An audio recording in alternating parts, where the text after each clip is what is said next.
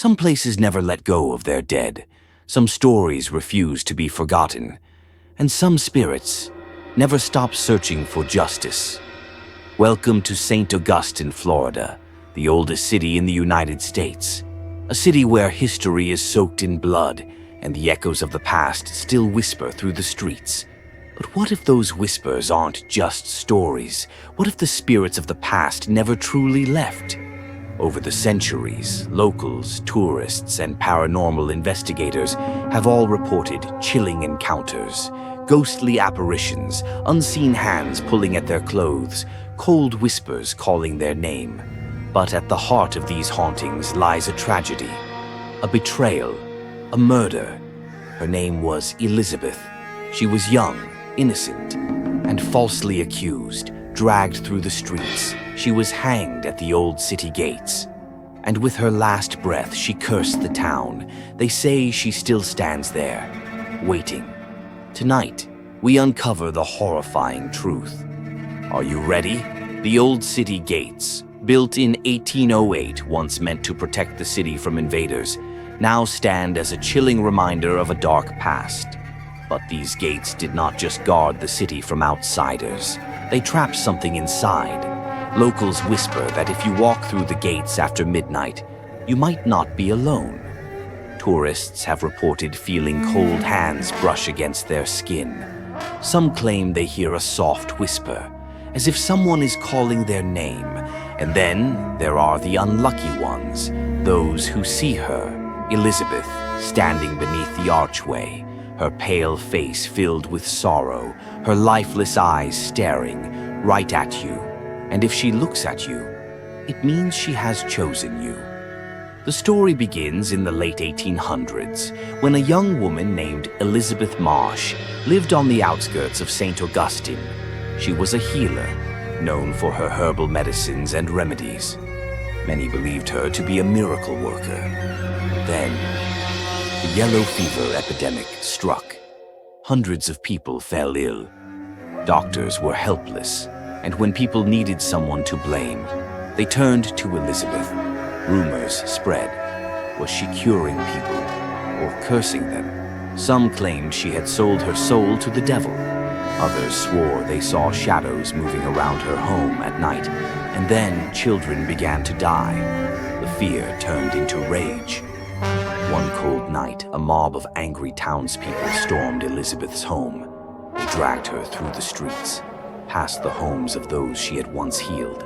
She pleaded, she cried out for mercy, but they had already decided her fate.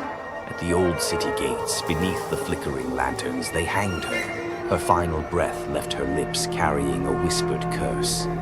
You have taken my life, but I will never leave. And from that night onward, she never did.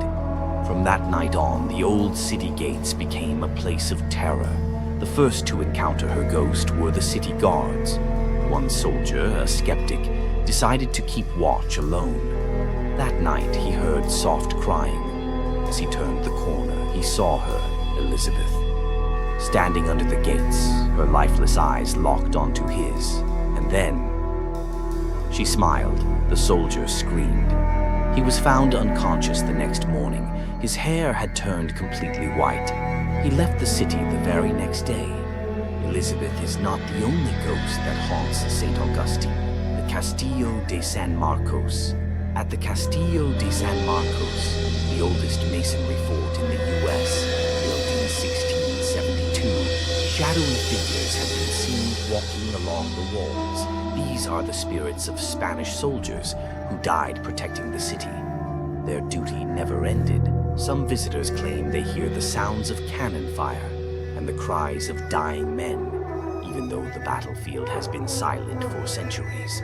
The St. Augustine Lighthouse. The St. Augustine Lighthouse is haunted by two young girls. They drowned in the late 1800s while playing near the shore. Today, visitors hear children's laughter, followed by sudden screams. Some have seen a little girl standing at the top of the spiral staircase. She giggles, and then vanish. Even today, paranormal investigators, tourists, and locals experience unexplained phenomena. Some have captured ghostly figures on camera. Others have recorded EVP whispers, voices from beyond. One tourist reported seeing a woman standing under the old city gates.